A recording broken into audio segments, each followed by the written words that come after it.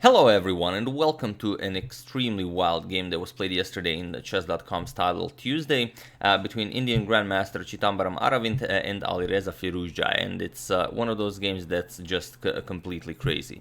So I do believe you will enjoy it. Without further ado, let's check it out, and if you haven't, do check out Huga's new song. Like I mentioned in the previous video, the lyrics are written by none other than Anish Giri.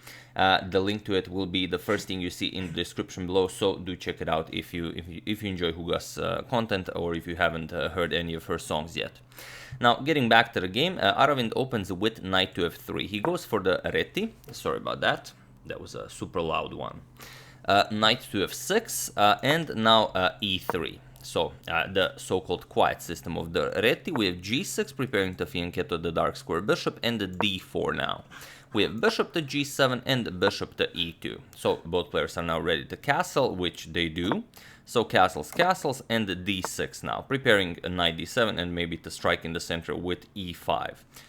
Which is what you usually want to do when playing against the Reti. So c4 and knight b to d7, further preparing e5.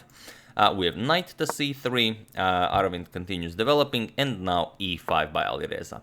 And here, it's this is all very standard theory. There's so many games played in this line.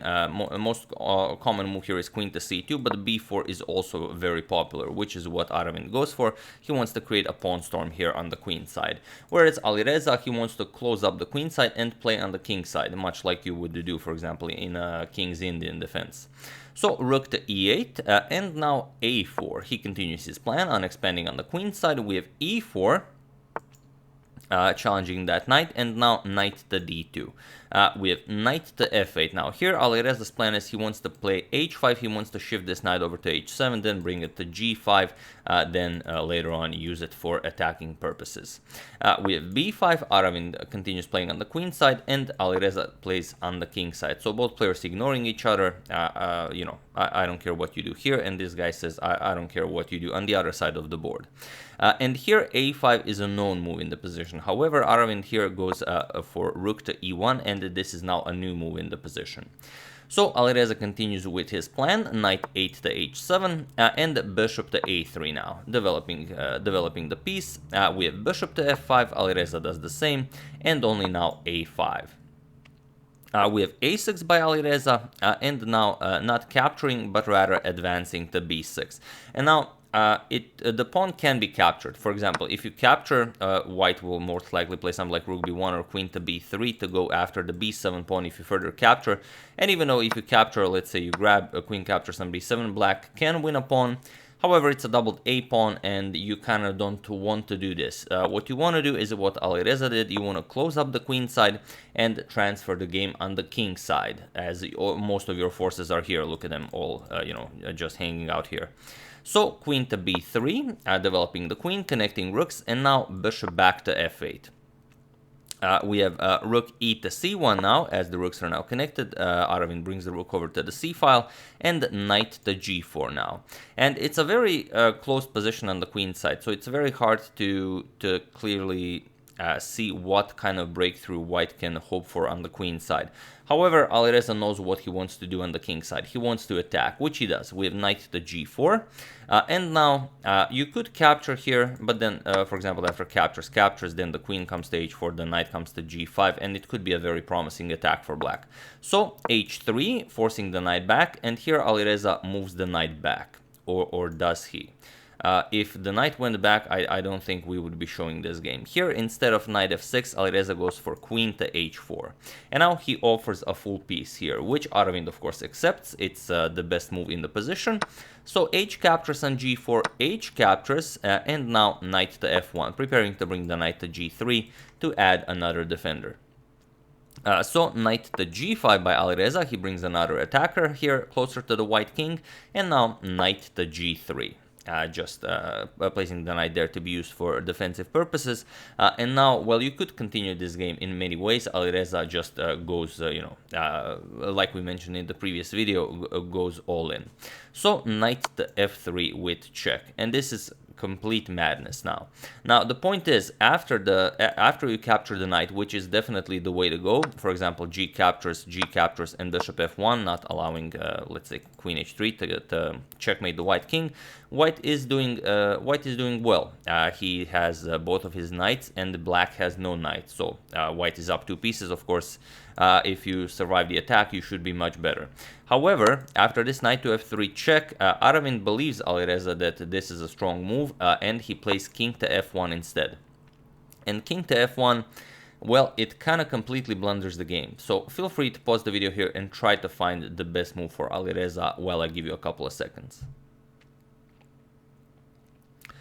So for those of you who were able to do it, congratulations on spotting that knight to d2 check picks up the queen. And, well, that's also for those of you who just want to enjoy the show. However, Alireza missed this. He didn't go for knight to d2 check. He instead played queen to h2. He prepared queen to g1 checkmate. And here, white is forced to capture the knight. So g captures on f3. We have e captures on f3. And now king to e1. If you go bishop back to d1, then a lot of cool things happen. For example, bishop d1, then comes queen g2 check, king e1, you're gonna go queen g1 check, king d2, and after you finally capture, the bishop prevents the king from escaping to any light squares. You will have to start giving back pieces, and black will just happily capture, and so on. So after this e captures on f3 move, we have king to e1 by Aravindh, and I really enjoyed this game, especially, but we're gonna talk about that after I show you the entire game. So king to e1, and now queen to g1 check by Alireza, knight to f1, king still keeping an eye on this pawn here. And now, while you could go for g3, point being that if pawn captures, the rook can just gobble up the e3 pawn, Alireza just goes again all out with rook captures on e3, and this is just wow. So the rook has to be captured. You don't really have an option here. So f captures on e3, and now g3. Now the passed pawns are marching forward. We have king to d2, giving up some material. You cannot prevent black from capturing absolutely anything. But here we have g2. Alireza continues pushing, so he is in no reverse gear mode this game. We have knight to g3, not allowing the knight to be captured, and now queen to h2, as this also opened up an attack towards the queen. So queen h2, and now knight captures on f5. So you don't have time to play f2. You could play it, but then bishop captures on d6, comes with an attack on the queen, and white successfully trades off even more pieces. So first g captures on f5, and now rook to g1, blocking the passed pawn, but now f2 by Alireza. And now white has to give up something, so rook captures on d2 check. You have so much material, you don't really care about one rook. So queen captures on g2, and now queen to d1, blocking, of course, the f1 square, preparing queen to h1, queen to f1, at least anything to get rid of black's queen. So rook to e8, Alireza brings another rook into the attack, and now queen to h1, offering a queen trade, which of course Alireza cannot accept. He's down material, so queen to g3, and now queen to f3, kicking away the queen, preparing rook to f1 to get rid of the f2 pawn. So queen h4, and now rook to f1. And now Alireza finds bishop to h6. It's a very nice idea, as if you don't want to spend too much time calculating, you play something like knight to d1, which is definitely a possibility, but you could also just start running away with the king, because there's this queen captures on d4 idea. Also, the e3 pawn is being threatened, so knight to d1 saves the e3 pawn. However, now Alireza goes for queen captures on d4, as the e3 pawn is pinned. You cannot capture it. So king runs to c2, and now bishop captures on e3, hoping for knight captures and rook captures with a double attack here, and a very dangerous position for white. However, it is possible to play this, as white has bishop to b2 here, which also attacks black's queen, and now white is just better as he is up material. As you can see, white is up a bishop pair, which is not very often. So bishop to b2 right away, instead of capturing. We just said you could capture, and then after rook recaptures bishop to b2, but Aravindh goes bishop to b2 right away. So the queen is under attack, but now queen to d2 check, king to b1, and now bishop back to d4. opening up an attack towards the bishop here. So here, queen to g2 check, and it was up until this point that white was, utterly and completely winning. However, it is a blitz game, so you don't have like a lot of time to calculate everything. It's easier, of course, to attack than to defend in short formats. So here, queen to g2 check was played, whereas queen to g3 check would have been much better. Queen to g3 check is much better because if king h8, then rook h1 just ends the game. And if you go to f8, then you have queen captures on d6 with check. So the attack continues, you connect it with queen captures bishop and so on. However, after queen to g2 check, you don't have so many resources. And here Alireza finds sanctuary on f8. So king to f8, now you don't have queen captures here, and you don't have all that good of a continuation. So here Aravindh played bishop captures on d4, but now Alireza is allowed rook captures on e2. Now threatening rook c2 check, king a1 followed by queen to a1 checkmate. So queen to g7 check, king to e8, and now queen to g8 check. We have king to e7, and now bishop back to b2, at least after this check. And here you do not have queen a2 as the bishop is blocking the queen's way. And you just don't have a way of winning this. However, there is one way. So maybe if you want, you can even pause the video here and try to find the winning move for black here once again, while I give you a couple of seconds. So for those of you who were able to do it, congratulations on spotting the only move that wins the game. And for those of you who just want to enjoy the show, it's rook to e1. And here you're threatening to win the rook, or if something else happens, just queen captures here is again completely winning. Or if rook captures rook, then you get another queen into the game, which is again completely winning. However, Alireza misses rook to e1. He goes for queen to d3 with check. And now white has a square, king to a1. And now how do you continue this? Well, Alireza finds rook captures on b2, and he opens up an attack against white's rook on f1. So white goes for the counterattack, queen g5 check, king to e6, and now there is nothing better, so king captures on b2. We have queen captures on f1, and now queen to e3 check, finally, nicely connecting this, and we'll pick up the f2 pawn. So king d7, and knight captures on f2. And after all of this madness, still it's a blitz game, don't forget that. We are already at move 50, and Aravindh is up on knight. However, after capturing the c4 pawn, Alireza is up 4 pawns, which is not easy. Knight is an extremely tricky beast in a blitz game. However, 4 pawns are 4 pawns, so this can still go either way. So knight to d3, you want to get that knight as close to the opponent's king as possible. However, it's not easy through those pawns. All of these squares are off limits to the knight, so it's not very easy. So here, queen to b5 with check. You want to start gobbling up even more pawns. King c2, and now queen captures on a5. So now Alireza is up 5 pawns.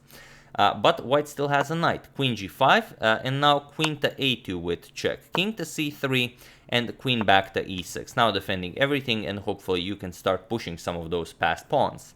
We have queen to g8, trying to get over there, and now queen f6 check. We have king to c2, and now queen back to e6. So now queen does go to b8, black allowed it, and now queen to c4 with check. King to d2, and now queen a2 with check. We have king to e3, and now queen back to e6 with check. However, white doesn't repeat. White goes to f2, and he says no more checks for you. Well, there is queen a2 check, but now king g3, and now there are no more checks. So queen back to b3, now attacking the knight here. However, white finds an excellent idea. Queen captures on b7 with check, king to e6, and now queen to c8 with check. We have king to f6, and now white decides to bring the queen back to the defense of the knight. However, there was an extremely strong queen captures on a6. You give up the knight, and then, well, this passed pawn is already very, very advanced. So it would be a very interesting. No, you don't even give up the knight. Sorry, the queen defends the knight. That's a winning move basically. Just defend the knight, and this will be winning. However, it's easy to miss when you're low on time that this also defends the knight while clearing the way for your pawn. So here, queen to h8 check, king back to e6, and now queen to e8 with check. King f6, and now queen to e3, back defending the knight and the pawn. So it basically is the same thing, only it would be much better if the queen was here guarding both of them, as then you would also have protection for pushing b7. Here you don't. So c5 by Alireza, and now white decides to give up a pawn to get the queen away from here. So b7, and queen captures on b7. We have queen to h6 with check, king e7, and now comes knight to f4. So the knight is making progress in getting closer to the black king, but queen to b3 with check. We have king h4 and queen to c4 now. We have queen to g5 check and king to d7. And now white does grab some of the pawns. So queen captures on f5 check, king to c7, and queen to f6 now. Defending everything and making it a bit difficult for black to move. However, there is the passed a pawn. So a5, and now comes queen to e7 with check, king c6, and queen to e8 with check now, hoping that the king goes back to the 7th rank. So king back to b7, and now queen d7 check, king to b6, and now the d6 pawn hangs, so queen captures on d6, all with tempo, and now king to b5. We have queen to b8 with check, king to a4, and now queen to e8 with check. The reason why there are so many checks is because it's a blitz game, and both of them are extremely low on time, and you wanna always make it your opponent's move, so he of course loses time while you are very safe. So king a3, and now queen to e3 with check, king b4, and now comes king to g5. So unpinning, the knight can now finally move, but a4. Alireza continues pushing his passed pawn. Now knight to d3 check, and now the knight is finally involved in the attack against the black king. So king a5, and now knight captures on c5. Just going for that capture. Capturing with the queen isn't all that impressive. You could go for it, but after captures, and a3, although you will be able to stop the pawn with the knight, it's in a blitz game, you don't want to overcalculate this. And also, white is still hoping to maybe even checkmate the black king. So knight captures on c5, and now king b5, attacking the knight. We have knight back to d3, and queen to d5 check. We have king to h4, and now f6. Alireza starts pushing this pawn as well. Also takes away the e5 square from the white knight. So knight to f4, attacking the queen, and queen g5 check. King to h3, and now queen f5 check, king to g3, and queen to e5. Now finally Alireza offers a queen trade, and if the queens are traded off, it's again hard to say if you will be in time to stop this pawn. You will, as you can go knight to e1 to c2, and you will be guarding the a2 pawn, and then the king will also be able to help out. However, after this queen to e5 move, we have queen to d3 check, and king to b4 now. We have queen to d2 with check, queen to c3 now blocking. Again, Alireza offers the trade, but now knight to d3 check. And here, after king to c4, it was in this position that Aravind's time ran out. So really a wild game, which, in the end it ends by flagging, but, all great games do. And it was just really incredible. And now I want to, it could have gone either way, but it's, I guess it was just a matter of who will maybe pre-move faster. Will the knight pre-move faster? Will the pawn pre-move faster? And it's, of course, a very stressful environment. But yeah, this was really an exciting moment after this h3 idea and this knight check. So here, like we mentioned, you cannot go here because of this check, but even such strong grandmasters can miss this. For example, Aravindh missed it because he played it. He allowed queen and knight to d2 check, just winning the queen, and Alireza also missed it as well. He just didn't expect maybe for Aravindh to miss it, but it's still pretty incredible. But it's not all that different, for example, from PogChamps. Of course, not in terms of skill or anything. But there was this video that everyone was sharing where Fusli had this fork that could win the queen, and everyone was like laughing and everything. But here you can see it can happen to a 2750 player like Alireza Firouzja, and also to a player like Aravindh. So mistakes are there for everyone to be made. So yeah. That's the game. I do hope you enjoyed it. It was really a wild one, and I don't know. I do think we are going to award Alireza with the Morphe head for this game. Whoops, not Aravindh. Alireza was the one sacrificing like a madman here. So there you go, Alireza. You win the Morphe head. Congratulations, man. And yeah, I do hope you enjoyed it. I would like to thank Alan Asbury, Marcus Van Aren, Anubrata Banerjee, Anson Moore, and Mayor Daniel Albaum for your contribution to my channel. Thank you a lot. I really appreciate it. As usual, you can check two of my previous videos here. Thank you all for watching, and I will see you soon, continuing the coverage of the PogChamps, checking up on your wonderful suggestions, and whatever else happens in the chess world, such as this wonderful game here. So thank you all, I will see you soon, and have an excellent rest of your day.